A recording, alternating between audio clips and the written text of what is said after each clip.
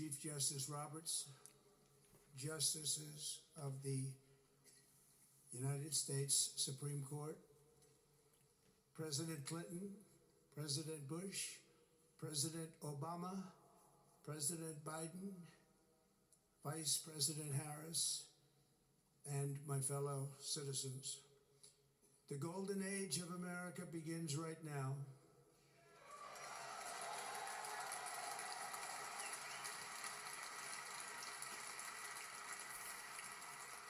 From this day forward, our country will flourish and be respected again all over the world. We will be the envy of every nation, and we will not allow ourselves to be taken advantage of any longer. During every single day of the Trump administration, I will very simply put America first.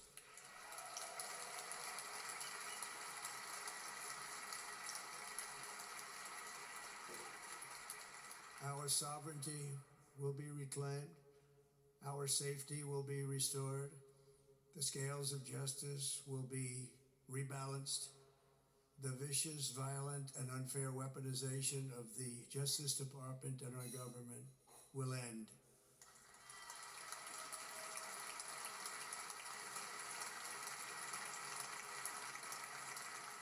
And our top priority will be to create a nation that is proud, prosperous, and free.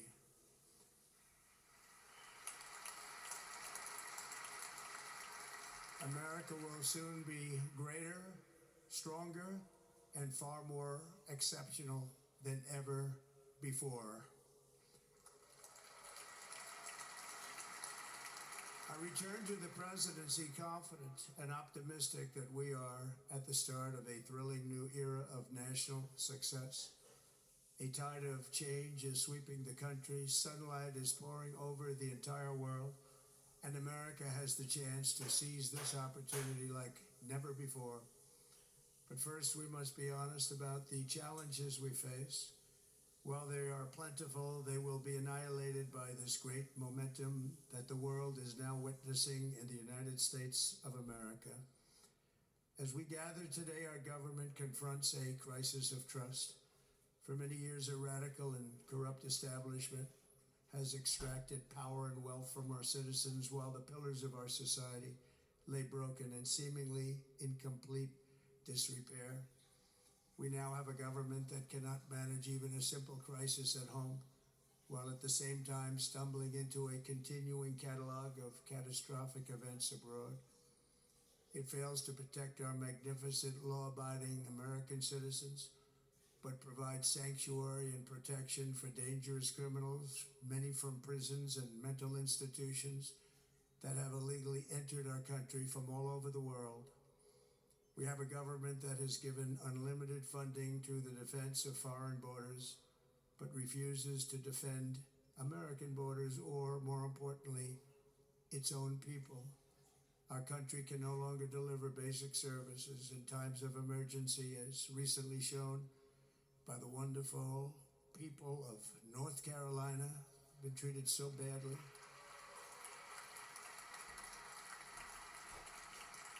And other states who are still suffering from a hurricane that took place many months ago. Or more recently, Los Angeles, where we were watching fires still tragically burn. From weeks ago, without even a token of defense, they're raging through the houses and communities, even affecting some of the wealthiest and most powerful individuals in our country, some of whom are sitting here right now. They don't have a home any longer. That's interesting. But we can't let this happen. Everyone is unable to do anything about it. That's going to change. We have a public health system that does not deliver in times of disaster, yet more money is spent on it than any country anywhere in the world. And we have an education system that teaches our children to be ashamed of themselves in many cases, to hate our country despite the love that we try so desperately to provide to them. All of this will change starting today, and it will change very quickly.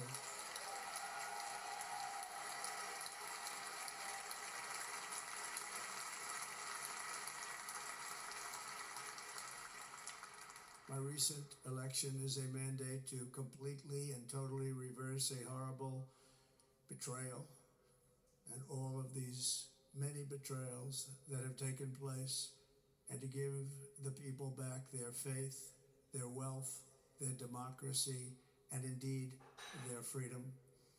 From this moment on, America's decline is over.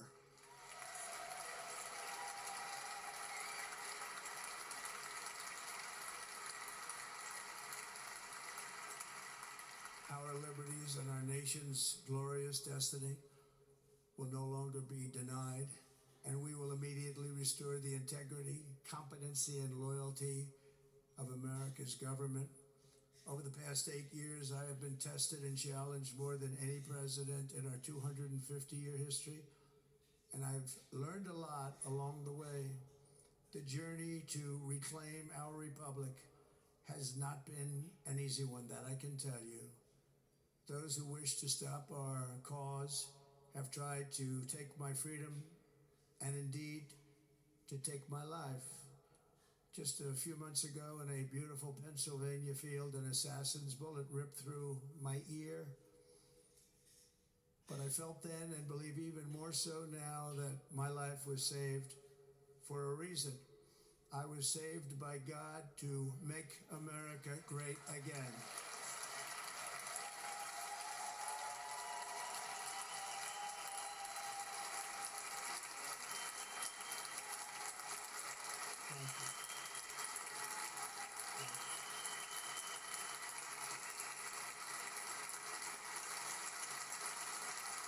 Thank you very much.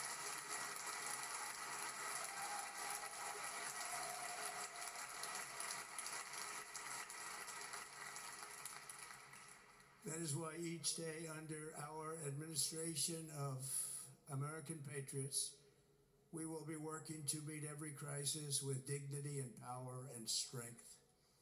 We will move with purpose and speed to bring back hope, prosperity, safety, and peace for citizens of every race, religion, color, and creed. For American citizens, January 20th, 2025 is Liberation Day.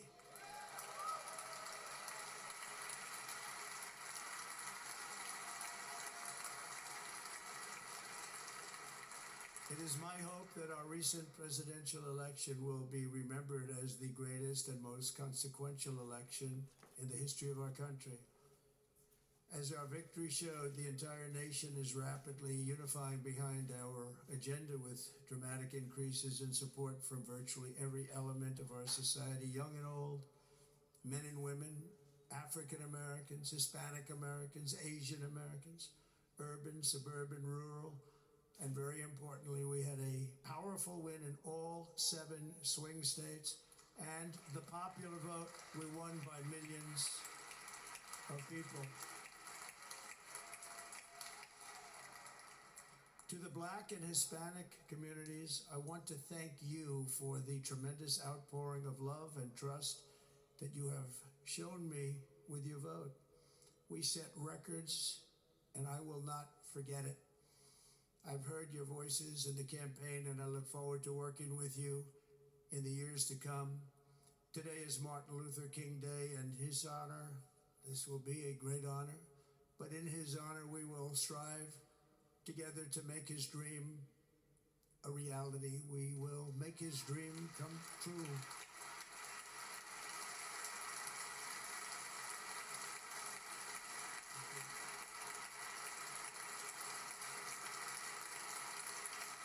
Thank you.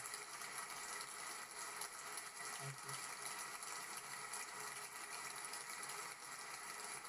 National unity is now returning to America, and confidence and pride is soaring like never before. In everything we do, my administration will be inspired by a strong pursuit of excellence and unrelenting success. We will not forget our country. We will not forget our Constitution, and we will not forget our God. Can't do that.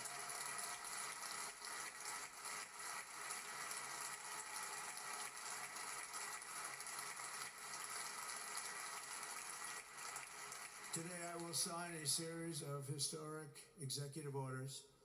With these actions, we will begin the complete restoration of America and the revolution of common sense. It's all about common sense. First, I will declare a national emergency at our southern border.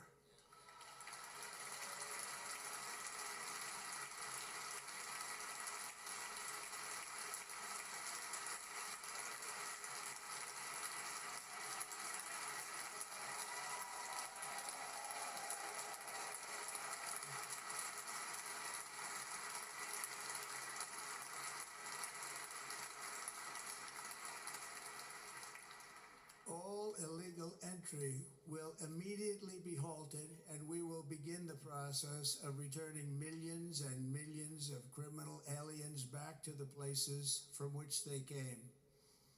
We will reinstate my Remain in Mexico policy.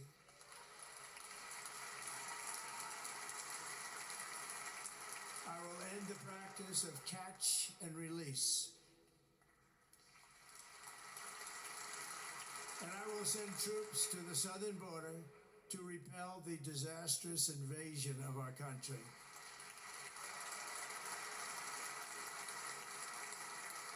Under the orders I signed today, we will also be designating the cartels as foreign terrorist organizations.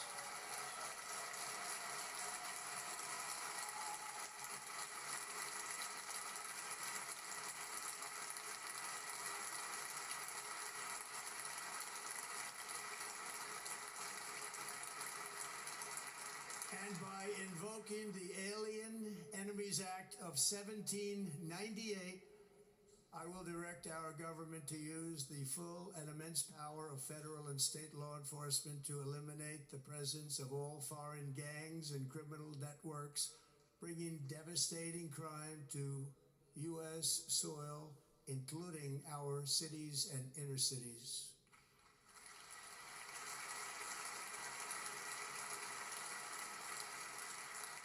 As Commander-in-Chief, I have no higher responsibility than to defend our country from threats and invasions, and that is exactly what I am going to do. We will do it at a level that nobody's ever seen before.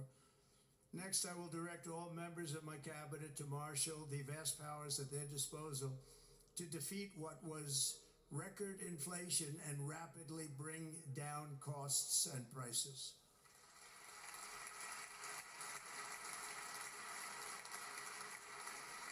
The inflation crisis was caused by massive overspending and escalating energy prices, and that is why today I will also declare a national energy emergency. We will drill, baby, drill.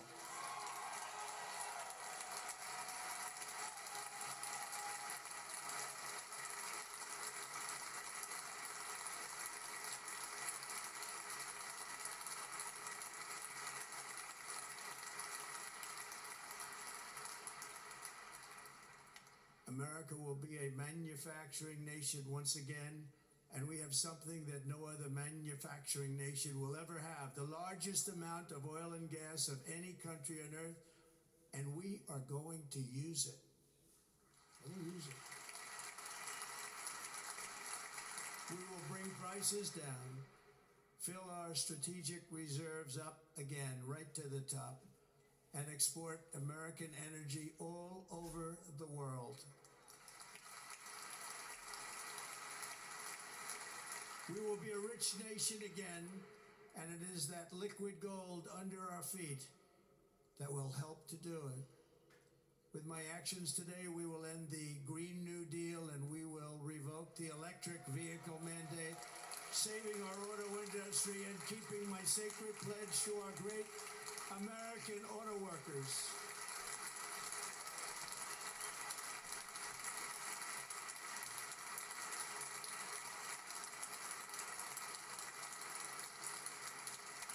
In other words, you'll be able to buy the car of your choice. We will build automobiles in America again at a rate that nobody could have dreamt possible just a few years ago. And thank you to the auto workers of our nation for your inspiring vote of confidence. We did tremendously with their vote. I will immediately begin the overhaul of our trade system to protect American workers and families. Instead of taxing our citizens to enrich other countries, we will tariff and tax foreign countries to enrich our citizens.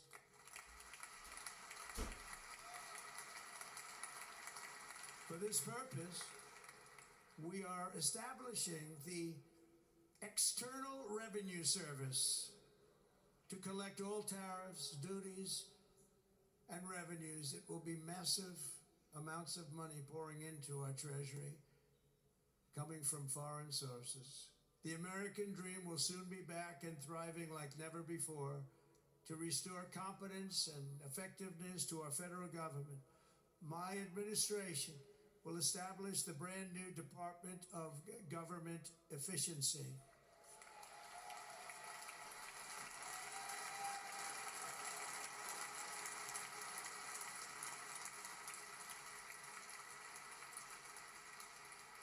After years and years of illegal and unconstitutional federal efforts to restrict free expression, I will also sign an executive order to immediately stop all government censorship and bring back free speech to America.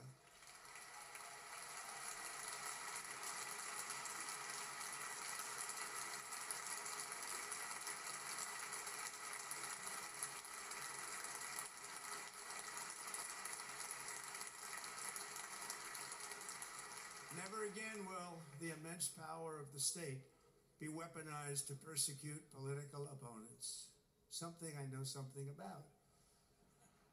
We will not allow that to happen. It will not happen again. Under my leadership, we will restore fair, equal, and impartial justice under the constitutional rule of law.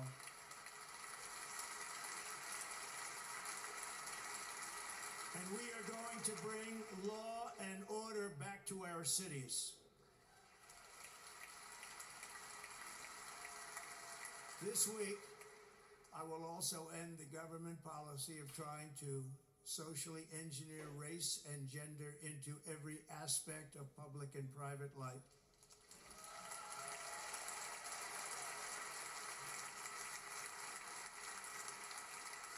We will forge a society that is colorblind and merit-based.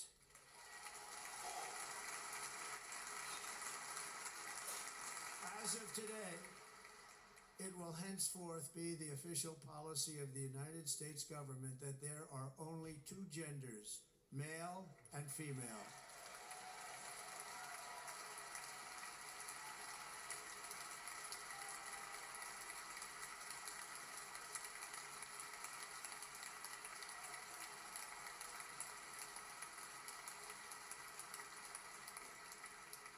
This week, I will reinstate any service members who were unjustly expelled from our military for objecting to the COVID vaccine mandate with full back pay.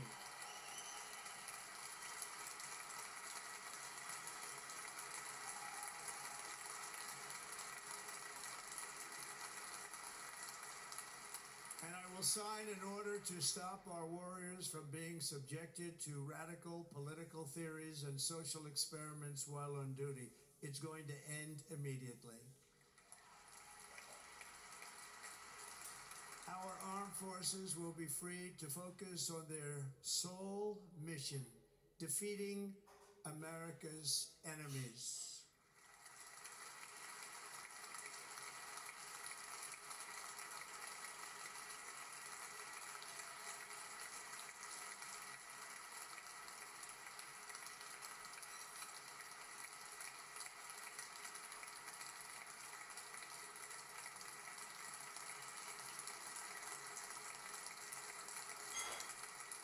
Like in 2017, we will again build the strongest military the world has ever seen. We will measure our success not only by the battles we win, but also by the wars that we end, and perhaps most importantly, the wars we never get into.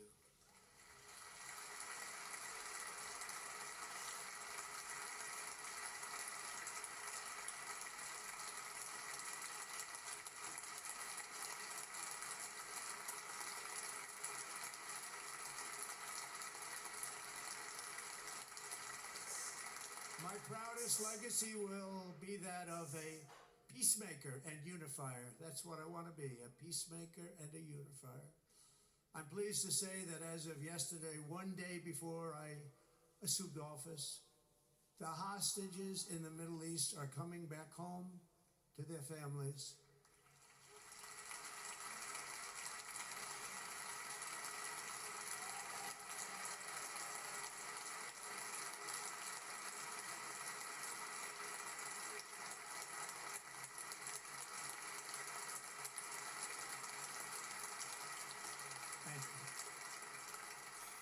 America will reclaim its rightful place as the greatest, most powerful, most respected nation on earth, inspiring the awe and admiration of the entire world.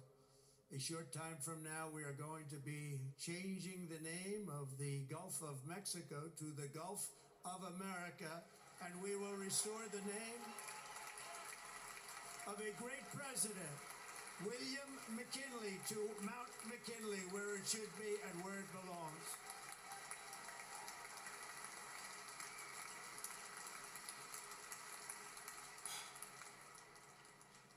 President McKinley made our country very rich through tariffs and through talent.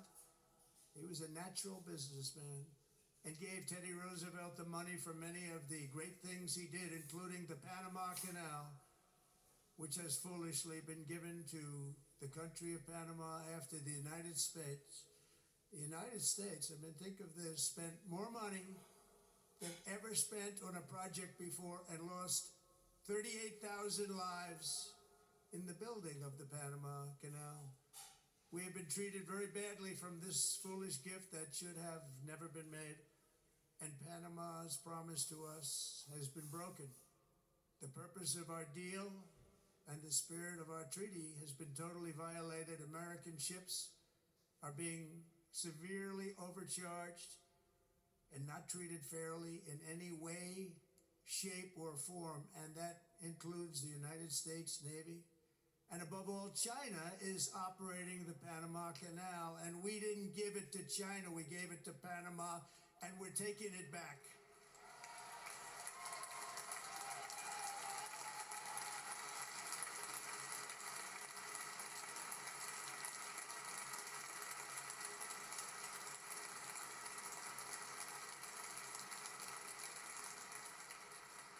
Above all, my message to Americans today is that it is time for us to once again act with courage, vigor, and the vitality of history's greatest civilization.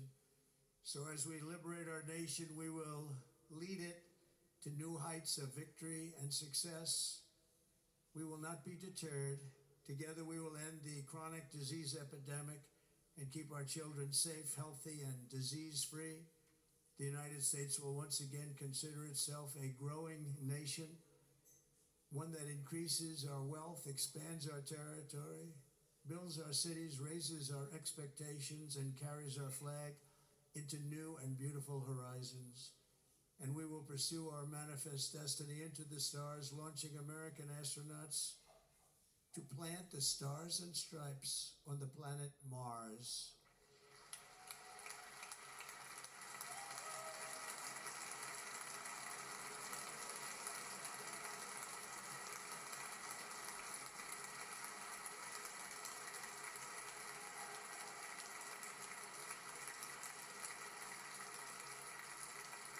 Ambition is the lifeblood of a great nation, and right now our nation is more ambitious than any other. There's no nation like our nation.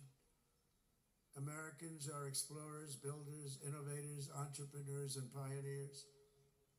The spirit of the frontier is written into our hearts.